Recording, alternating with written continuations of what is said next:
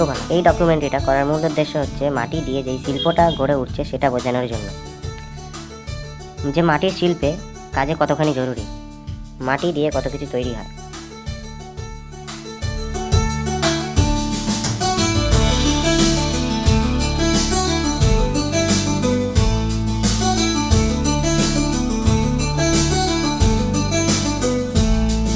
মাটি দিয়ে কত কিছু তৈরি হয়। চায়ের ভাঁড়, যেটায় আমরা চা খেয়ে ফেলে দিই, সেই কাপটা কিভাবে বানানো হয়, বানানোর আগে এবং পরে কি করতে হয়।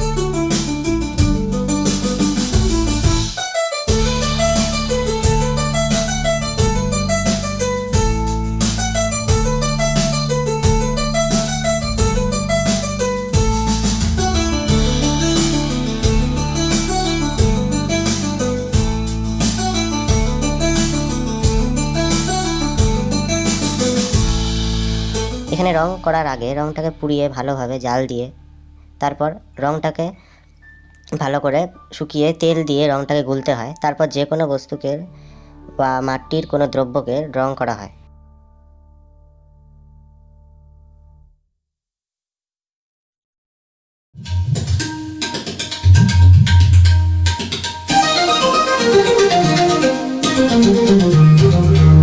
এখানে ফুলের হাঁড়ি, টব, হাঁড়ি, কলসি, গাছা, সরা ইত্যাদি এসব তৈরি করা হয়। মাটির কোনো দ্রব্য বানিয়ে তার উপর আঁকা, তারপর নকশা করা, সবই নিজের হাতে করা, এটাও এক রকমের কলা।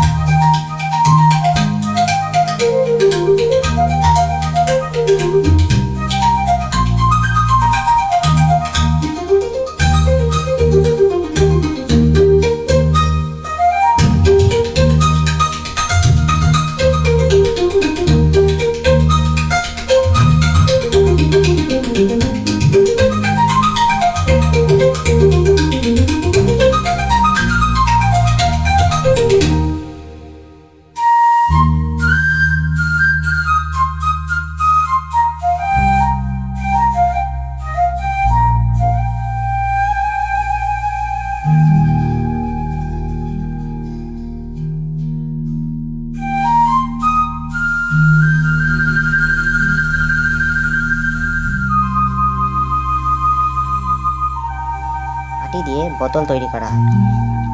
আমাদের প্রাচীনকালে মাটির কলসি এবং মাটির গ্লাসে জল পান করা হতো।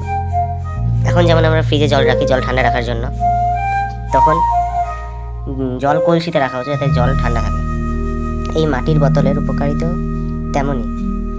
মাটির বোতলে জল ঠান্ডা থাকে এবং মাটির দ্রব্যে জল পান করা খুব স্বাস্থ্যকর, তাই মাটির বোতল এখানে তৈরি করা হয়।